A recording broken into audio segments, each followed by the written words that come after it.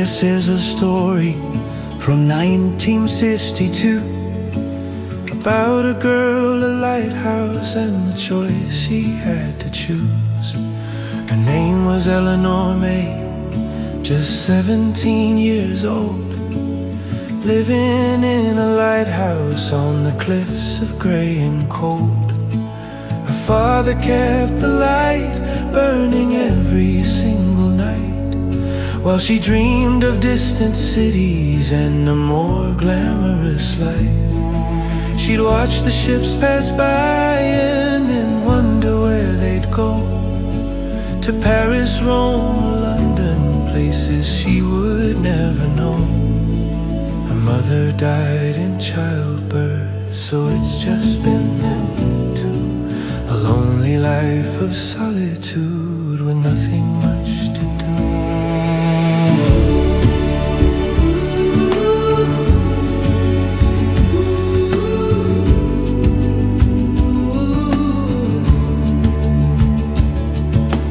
One September morning, storm clouds rolled across the bay. Her father said, "Eleanor, I need to go to town today to get supplies before the winter. I'll be back by nightfall. You must keep the lighthouse burning, that's your only call." She promised him she would, though her heart was feeling torn, 'cause that same day a traveling circus rolled into the port, with acrobats and dancers, music filling up the air, and a handsome young musician with flowers in his hair. His name was Thomas Wesley, and he played the violin. He saw her by the market and he flashed a charming grin. "Come with us tonight," he said, "we're putting on a show, the greatest performance that this little town will know." Eleanor had never been to anything like that before. She thought about the lighthouse sitting waiting on the shore. Her father wouldn't be back till late, he'd never have to know. She could light it after midnight, after watching the show. So she went down to the circus as the sun began to set, watched the trapeze artist flying, something she'd never forget. Thomas played his violin while looking in her eyes, and for a moment Eleanor forgot about the lighthouse and the skies. But as the final act performed, the weather turned severe. Lightning cracked across the clouds, the storm was drawing near. Eleanor remembered and her heart filled up with dread. She had to light the beacon, or the sailors would be dead. She ran through pouring rain, her dress was soaked and torn, racing up the rocky path where she'd been raised and born. Thomas called behind her, "Eleanor, please wait." But she kept on running, praying she's not too late. The lighthouse stood in darkness, not a single light was lit.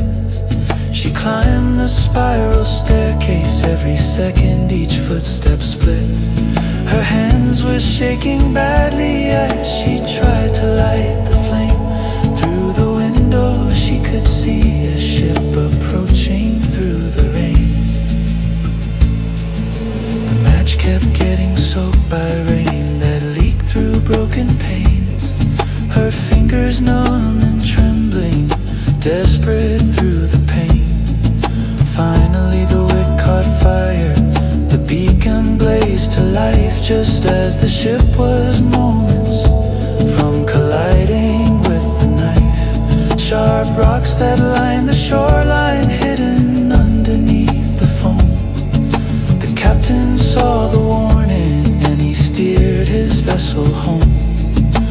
37 sailors lived because she lit that light.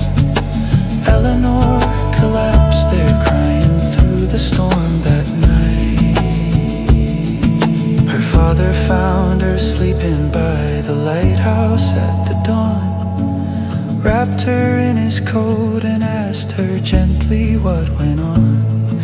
She told him everything, the circus and the boy, how she'd almost chosen fleeting pleasure over duty and her joy.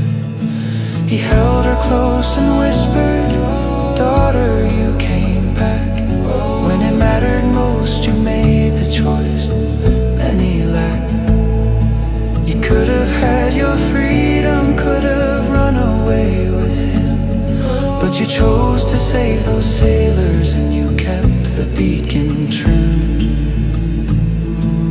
Thomas left the circus, stayed to help them at the light, learned the keeper's duties, worked beside her day and night.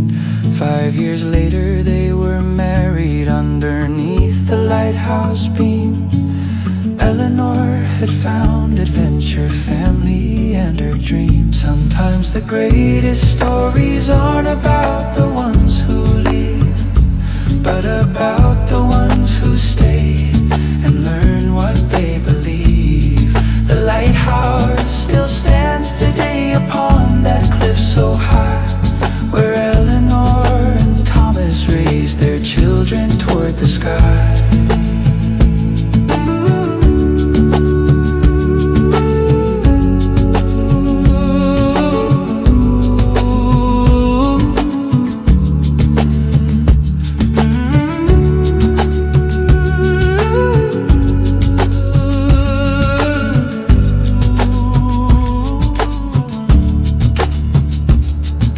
Granddaughter tells this story to the tourists passing through, about the night her grandmother chose duty over new.